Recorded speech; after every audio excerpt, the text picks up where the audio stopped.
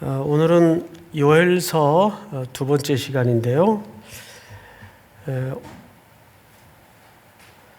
C.S. 루이스가 이런 얘기를 해요. 기독교는 낭패와 절망에서부터 시작한다. 주님의 죽음은 죽음으로 마무리가 되질 않고 사흘 만에 새로운 생명으로 부활의 첫 열매가 되셔 그 약속의 소망을 온 인류에게 허락하셨듯이 기독교는 낭패와 절망에서부터 시작한다. 여러분도 그 사실을 믿습니까? 자, 오늘 요엘서 두 번째 시간인데 서론격으로 오늘 내용은 이런 내용으로 전개가 되고 또 1장 마무리 부분에서 그런 내용을 발견할 수 있을 겁니다. 첫 번째가 뭐냐 하면 여호와의 날이 임박했다. 이 부분에 대해서는 사실 오늘 가장 중요한 중심 주제입니다. 여호와의 날이 임박했다. 근데 그날은 오늘 마지막 19절을 보니까 이런 대목이 있죠. 여호와여 내가 주께 부르짖으오니 불이 목장의 풀을 살랐고 불꽃이 들의 모든 나무를 살랐음이니이다. 들짐승도 주를 향하여 헐떡거리오니 시내가 다 말랐고 들의 풀이 불에 탔음이니이다. 몇 가지 단어를 걸러보면 이렇게 정리가 돼요. 불이 목장을 살랐어요. 또 나무를 살랐어요. 짐승도 갈아요 헐떡거려요. 그리고 시내도 말랐고 풀이 불에 다 타버렸습니다. 얼핏 이 대목만 보면 무슨 엄청난 화재가 났었나 이렇게 보여지는데 그 얘기는 아니고 이건 조금 문예적 표현입니다. 이제 그 이유는 본문을 이제 강해해 나가면서 설명을 드릴 겁니다. 그리고 세 번째 내용이 이 땅은 아무것도 열매 맺을 수 없으니까 음식과 열매와 곡식이 끊어지니 여러분 자연스럽게 뭐가 중단이 됐을까요? 백성들에게 소출이 없어진 거예요. 한두 명이 아니고 온 시대 사람들이. 그러니까 제단에 드릴 재물조차 말라버린 겁니다. 그럼 뭐가 중단이 됐겠죠? 제사가 끊어져요. 제사가 끊어지고 제사가 끊어지니까 성전 안에서 하나님의 복으로 흥겨워하고 즐거워하던 교제 속에 하나님의 경의를 경험하던 그 예배의 즐거움도 끊어진 겁니다. 오늘 내용은 주로 그런 흐름으로 소개가 될 텐데 시대도 우울한데 왜 하필 요엘서냐? 요엘서 전체가 사실은 그런 어둡고 두렵고 무시무시한 내용이 담아져 있지만 이 속에 유심히 보면 하나님께서 몇 가지 조각 그림을 감춰 놓으셨습니다. 오늘도 결국은 우리가 그 보일 듯 말 듯한 하나님의 내비쳐진 마음을 붙들고 다시 한번 소망을 갖자는 것이 이 본문의 참 의도입니다. 그런 의미에서 제목을 딱히 달리 잡지 않고 그냥 계속 여호와의 날은 어떤 날인가라는 큰 주제로 첫 번째, 두 번째 이렇게 순서대로 나가도록 하겠습니다. 여러분 본문 첫 절 13절을 한번 볼까요? 13절. 제사장들아, 첫 번째 대상이 누구죠? 제사장들이에요. 지도자들이죠. 제사장들아, 너희는 굵은 배로동이고 그랬어요. 굵은 배로동이다. 이 배로동이다 하가르라는 말은 예레미야서 4장 8절을 한번 같이 읽어보십시다. 우리 한번 같이 읽어볼까요? 시작.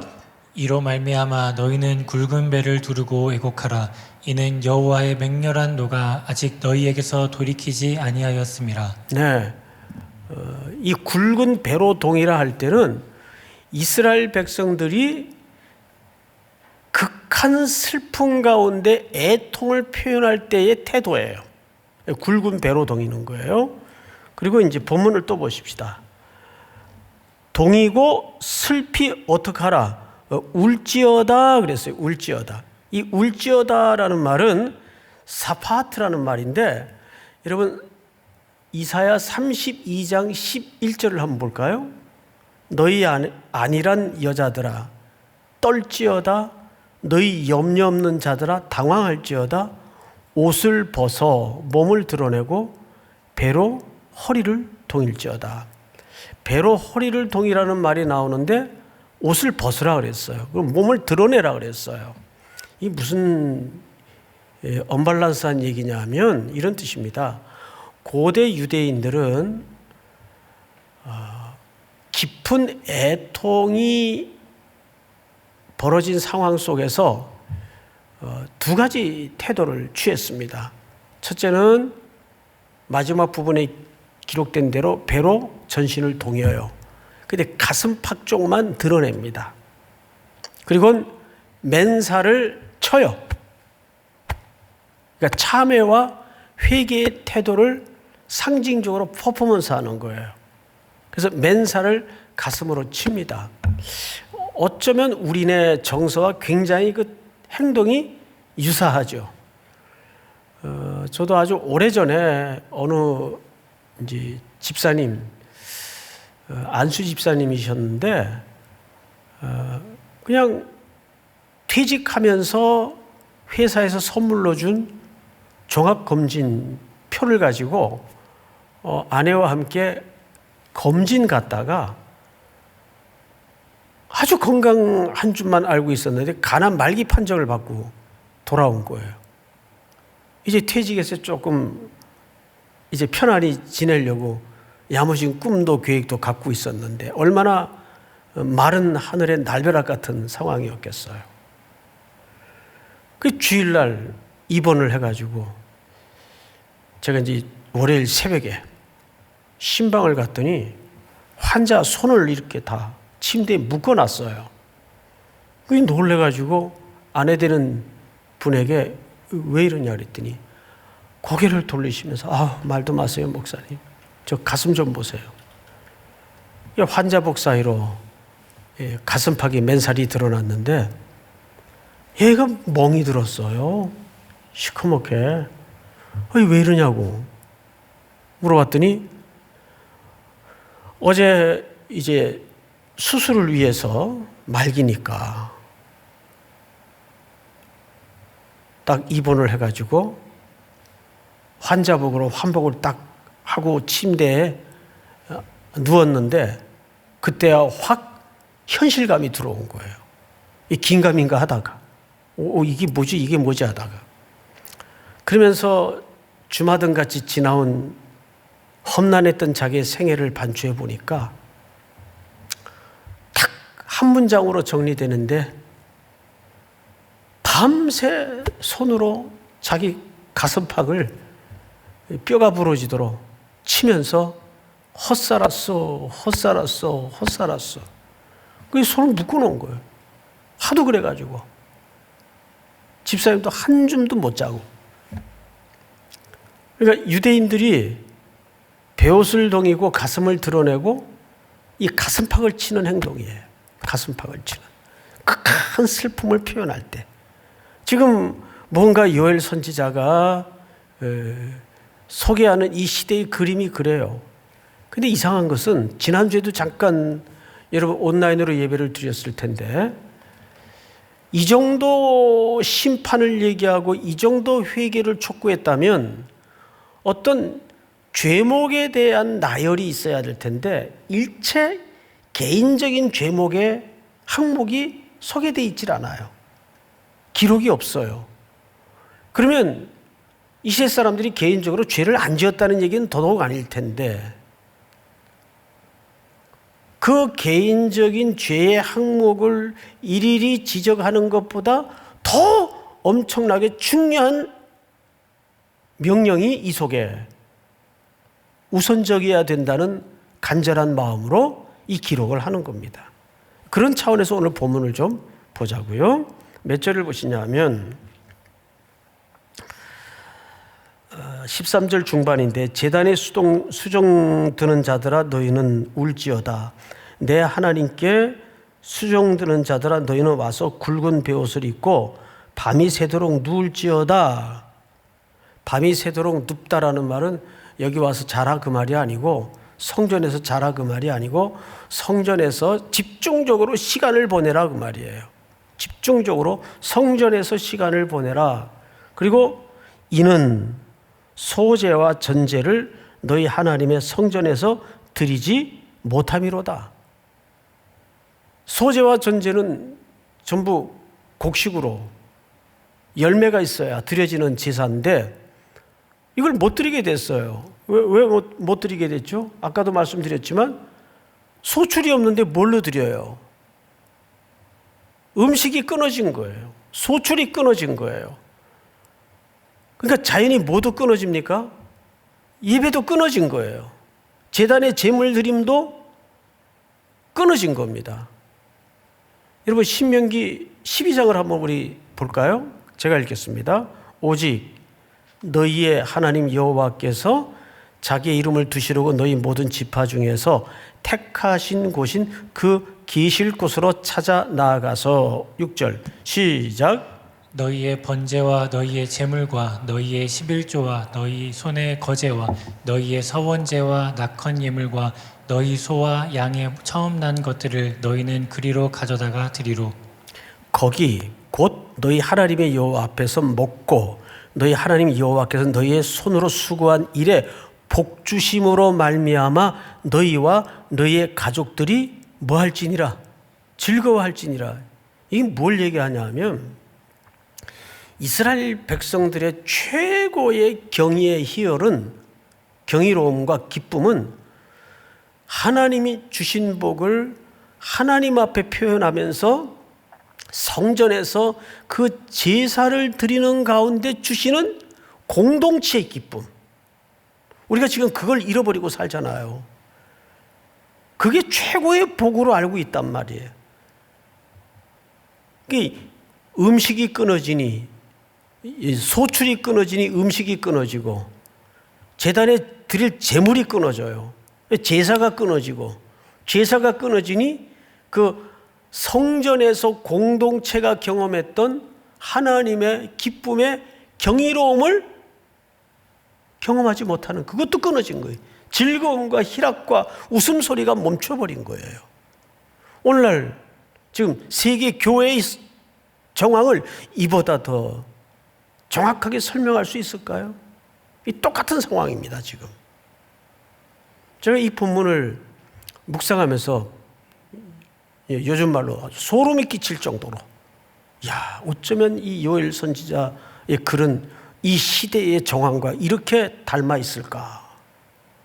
그런데 여기 여러분들이 놓쳐서는 안 되는 유심히 들여다봐야 될 다른 요엘 선지자의 표현 하나가 있어요. 뭐냐 하면 13절을 다시 보세요.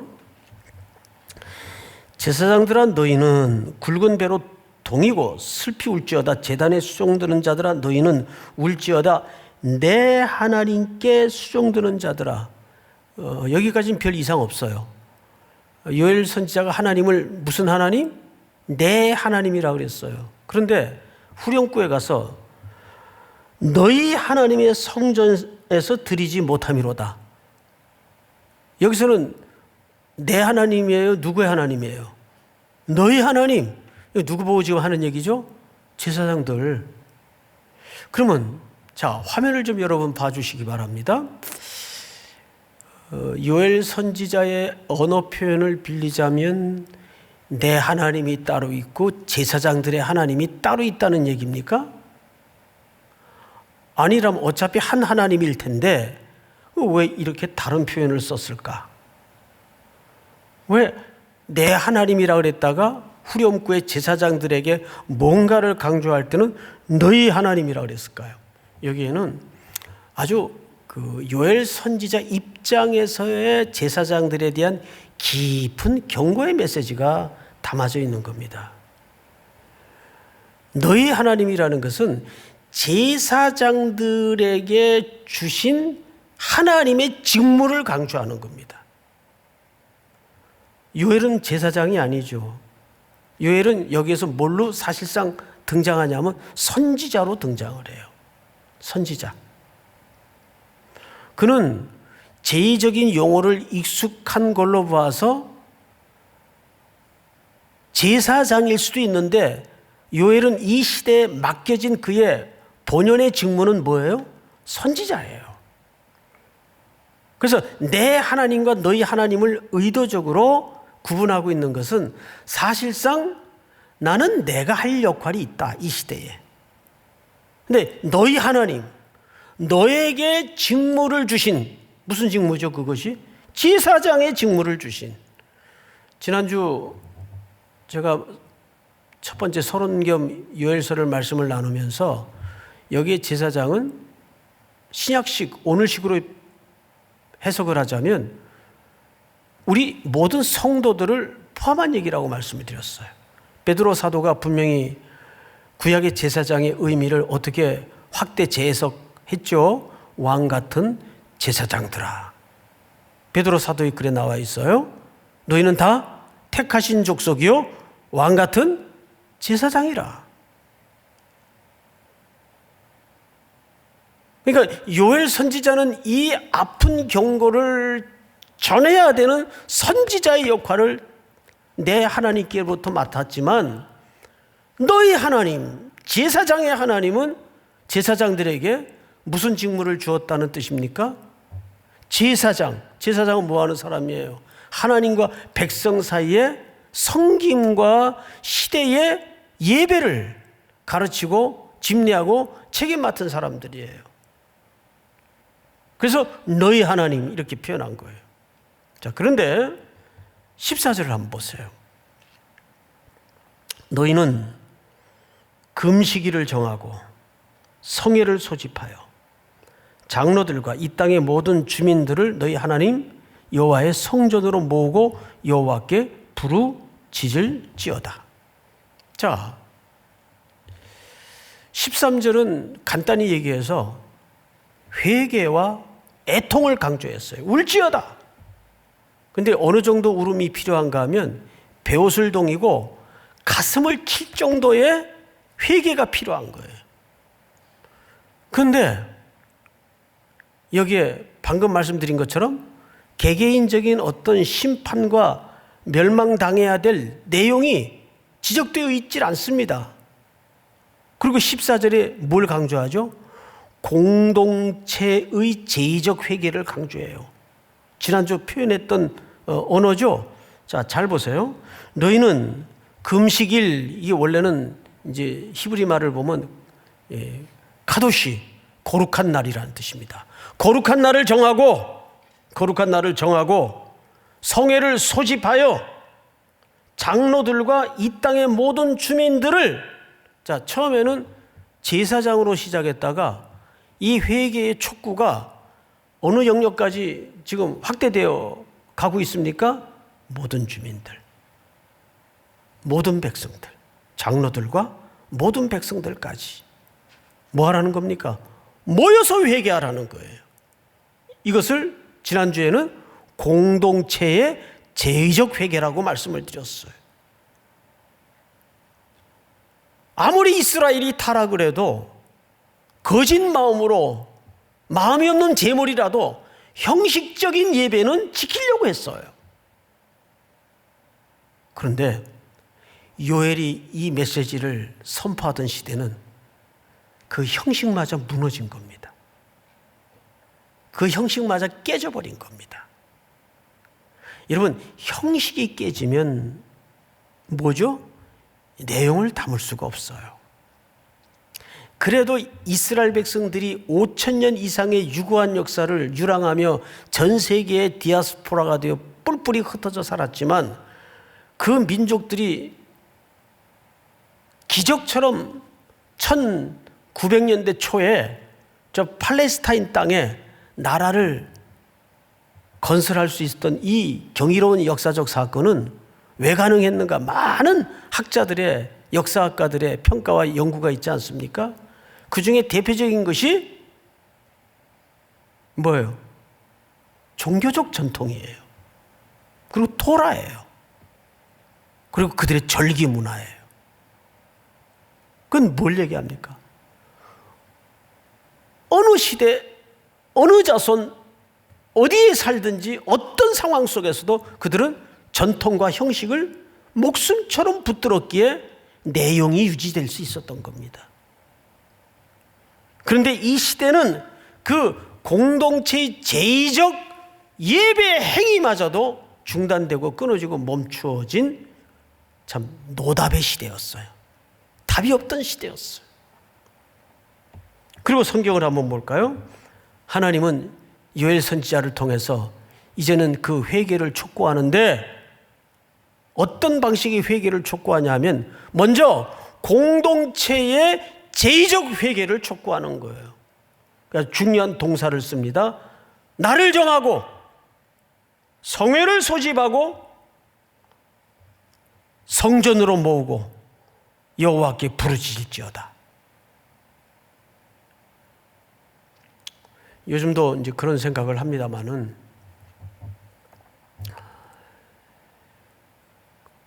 이게 좀 조심스러운 표현이긴 한데 언제까지 교회가 예배에 대해서 이렇게 물론 방역을 해야 되는데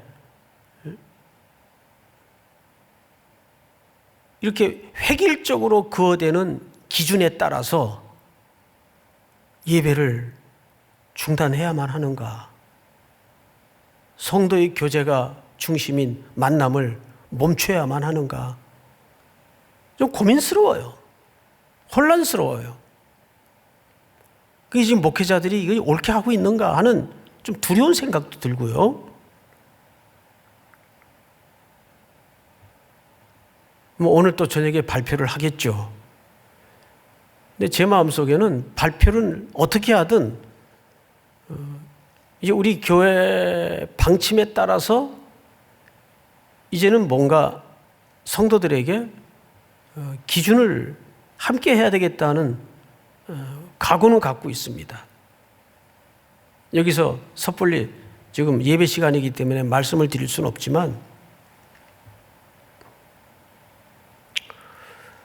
그동안 참 우리가 자유롭게 선교 다니고 함께 빼곡히 들어앉아 예배하던 과거의 그 예배 장면을 보면 꿈 같아요. 언제 우리가 저랬었나? 꿈 같아요, 진짜.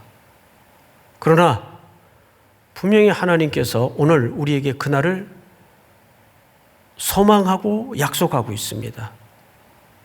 하나님은 성도들 만나는 걸 아주 즐거워하세요. 왜 그런지 아세요?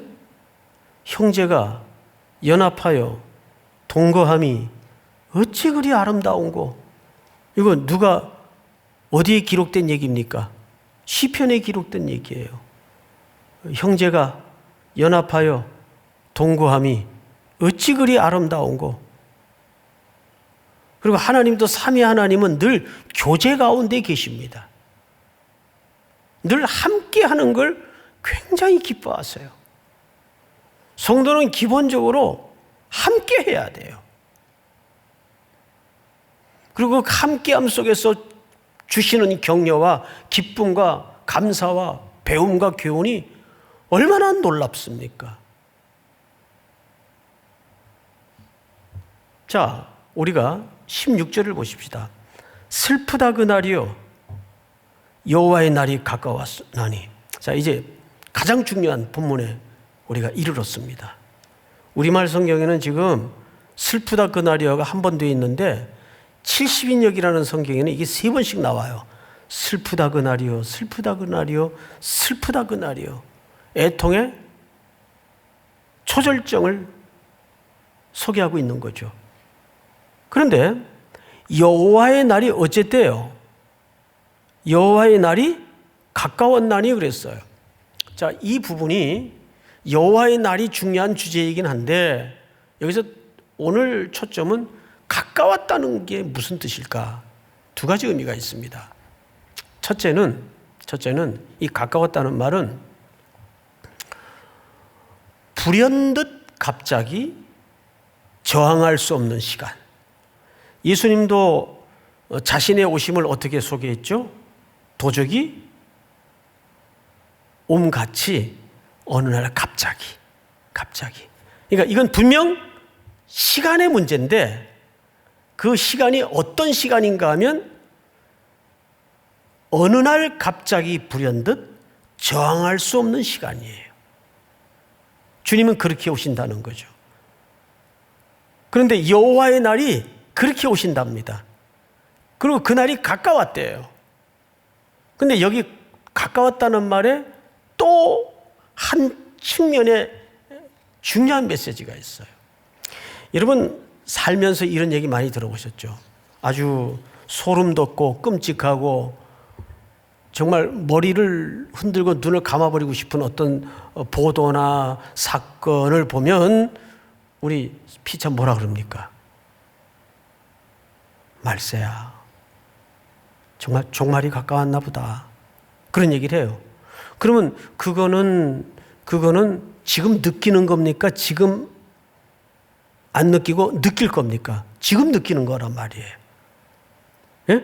그런 느낌을 지금 느끼는 거란 말이에요. 그러면 그 지금 느끼는 그것이 뭐예요?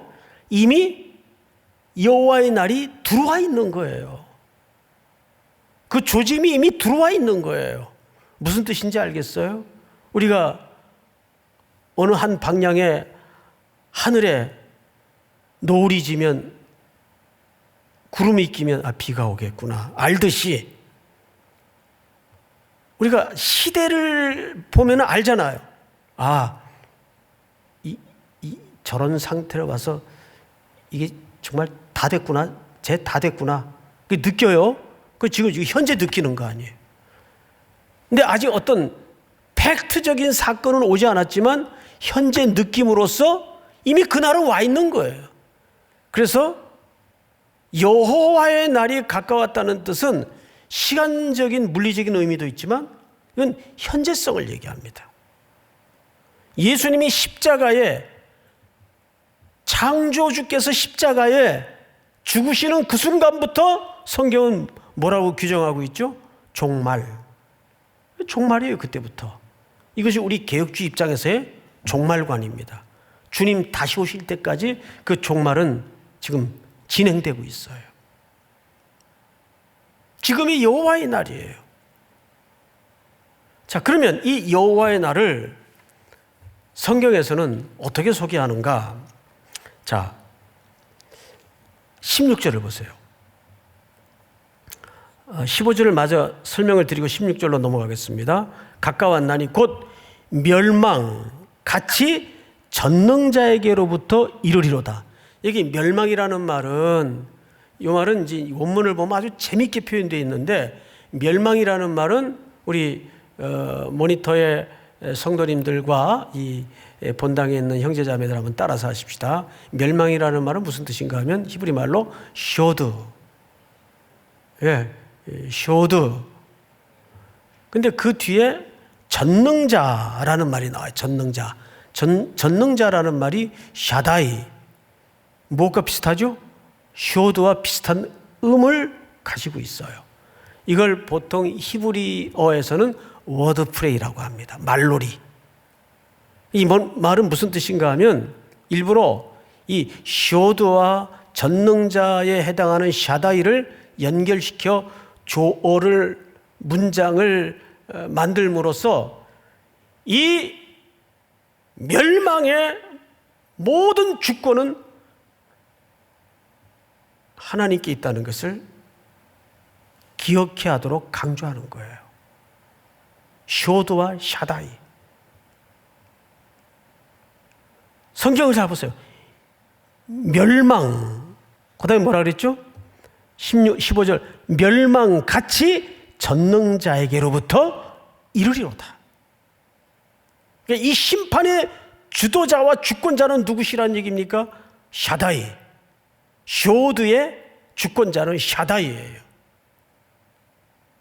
이걸 강조하는 거예요. 요엘 선지자가. 여호와의 날이 가까웠다. 그리고 그날은 16절 먹을 것이 우리 눈앞에 끊어지지 아니하였느냐. 기쁨과 즐거움이 우리 하나님의 성전에서 끊어지지 아니하였느냐. 여기 동의반복어가 나오죠. 끊어지다. 이것은 언약에서 끊어진 상태를 얘기합니다. 사실상 언약에 관련된 표현이에요. 하나님의 언약이 백성들의 시각에서는 끊어진 것처럼 지금 여겨지고 느껴지는 거예요. 하나님이 어디 있어? 하나님이 계시면 이깟 눈에 보이지도 않는 바이러스 하나 제한 못하셔? 너희 하나님이 어디 있어? 그 소리를 수없이 귀로 듣다 또 이 시간들이 길어지고 반복되다 보니까 백성들의 마음속에도 정말 그런가? 교회는 필요 없는 건가? 하나님 보이지도 않는데 그럴 수밖에 없는 합리적인 이유가 있어요. 성경을 보세요. 16절 17절부터 읽겠습니다. 씨가 흙덩이 아래에서 썩어졌고 시간이 오래됐다는 얘기해 보세요. 이런 것이 창고가 비었어요? 당연하죠. 창고를 쓰지 않으니까 곡간이 무너집니다. 그 다음에 이는 곡식이 어떻게 됐어요? 시들었어요. 이건 한 달 만에 일어난 일입니까? 두 달 만에 일어난 일입니까? 이것이 오래됐다는 얘기입니까? 이 모든 묘사는 이런 재앙의 기간이 오래됐다는 얘기예요. 한두 달이면 끝날 줄 알았는데 지금 6개월이 넘어가고 계절이 3번 바뀌었어요. 그렇죠, 여러분? 성경을 또 보십시다. 18절 가축이 울부짖고 소떼가 소란하니 이는 꼴이 없음이라. 양떼도 피곤하도다. 아니 사람 먹을 것도 없는데 당연히 짐승도 먹을 것은 있겠어요? 근데 여기 참 놀라운 얘기를 합니다. 19절 한번 같이 읽어보십시다. 시작. 여호와여 내가 주께 부르짖으오니 불의 복장의 풀을 살랐고 불꽃이 들의 모든 나무를 살랐음이니이다. 이 표현은 사실상 열왕기상 18장에서 가져온 표현입니다. 한번 띄워주세요.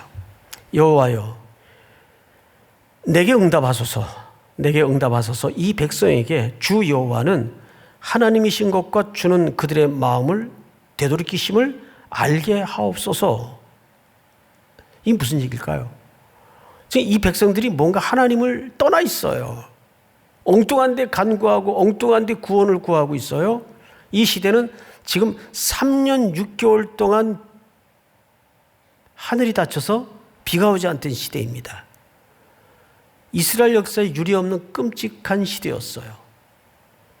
집집마다 오늘은 네 아이를 내놔라, 내일은 우리 아이를 잡자. 성경에 나오는 끔찍한 인육이 양식이 되는 그런 시대였어요. 다음 절을 볼까요? 이에 여호와의 불이 내려서 번제물과 나무와 돌과 흙을 태우고 또 도랑에 물을 할는지라. 마지막 절 시작. 모든 백성이 보고 엎드려 말하되 여호와 그는 하나님이시로다. 여호와 그는 하나님이시로다 하니. 요엘 시대가 맞았던 시대와 방불한 엘리야의 시대예요.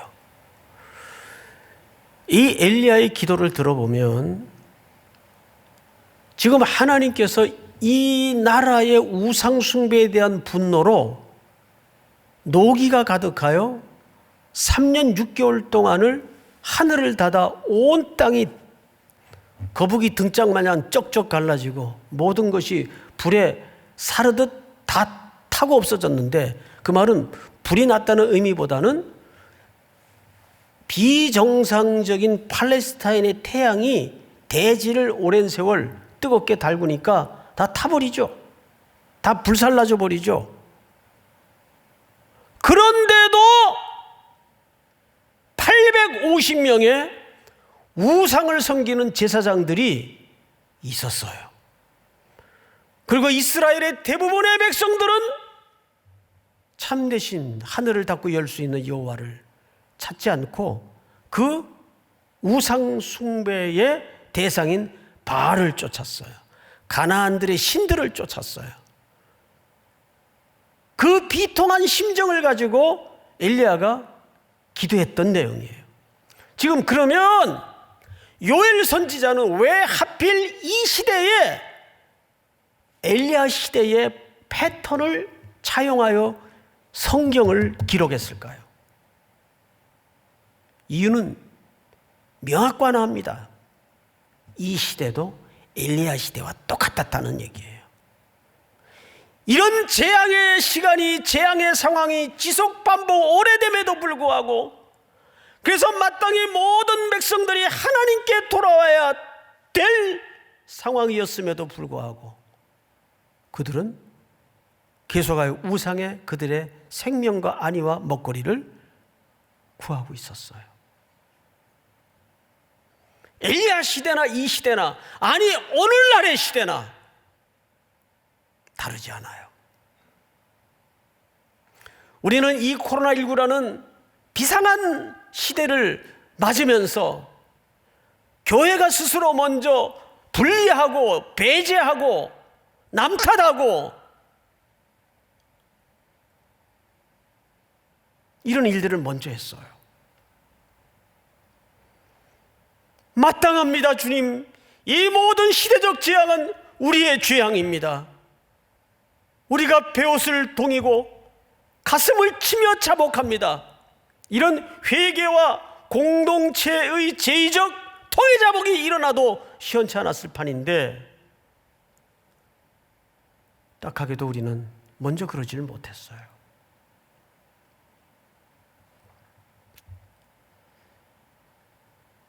자, 그러면 20절을 한번 볼까요? 들짐승도 주를 향하여 헐떡거리오니, 말 못하는 비물도 창조주 하나님을 향하여 구원을 호소해요. 헐떡거려요.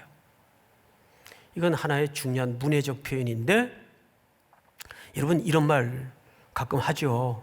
사람이 정말 사람 구실을 못하면 몸만도 못한 놈. 예. 이 똑같은 고발이에요, 사실은. 짐승도 창조주를 향하여 헐떡거리지 않느냐? 여호와께 돌아오라, 그 말이에요. 하나님의 백성들아, 하나님의 자비로 돌아오라. 그래서 요엘서는 이렇게 마무리가 됩니다. 결론을 만나자면, 첫째, 여호와의 날은 두려움과 심판의 언어로 가득하죠. 요엘서 1장을 보면 하나님의 분노의 마음이 가득해요. 그런데 그 이면을 한번 살포시 엿보라고요.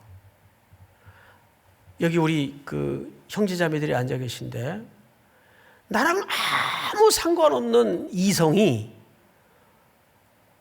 막 다른 이성을 만나면 막 화가 나고 잠을 못 자고 그래요, 여러분? 나랑 아무 상관없는 사람인데 누굴 만나든 I don't care예요. 아무 상관없어요.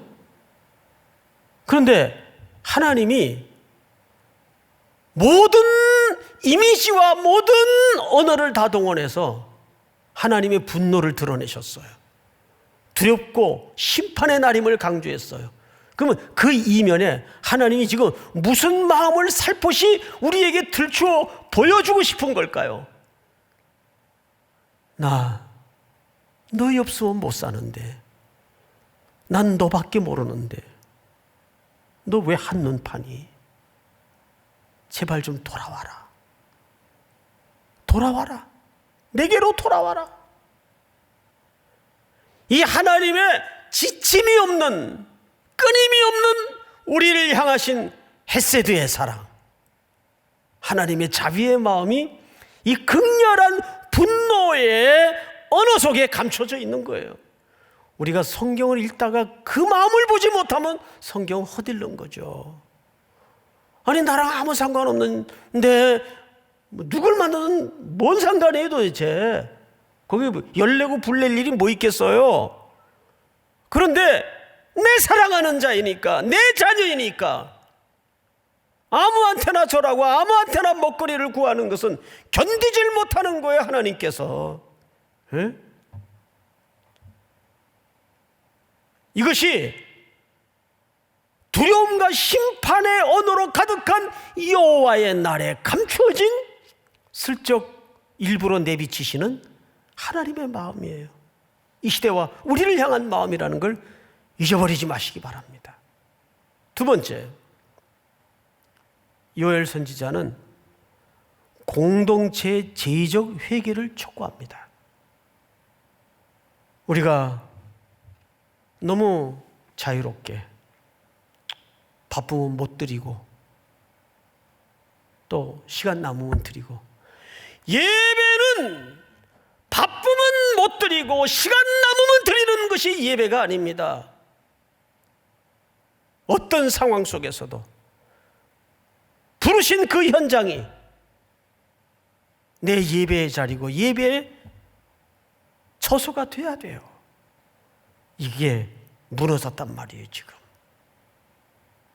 근데 이것은 누구 한 사람에게만 지적하는 문제가 아니라 공동체의 제의적 회개를 요엘 선지자는 지금 촉구하고 있는 거예요. 마지막 세 번째로 다 같이 시작.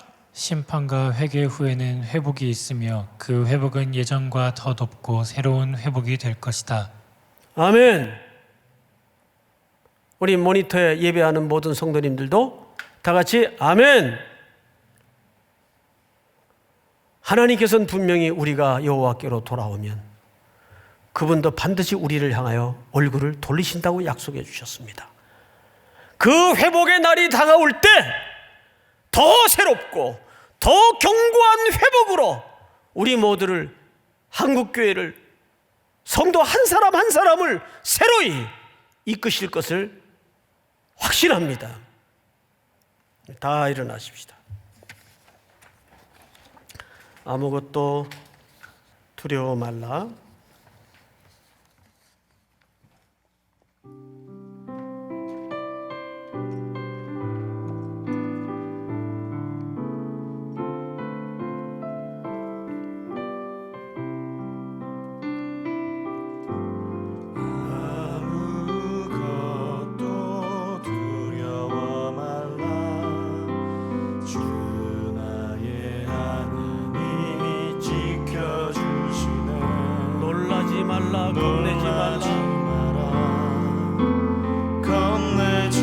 주님 나를 지켜주시네. 주님 나를 지켜주시네.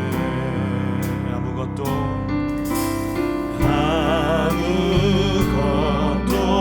두려워 말라.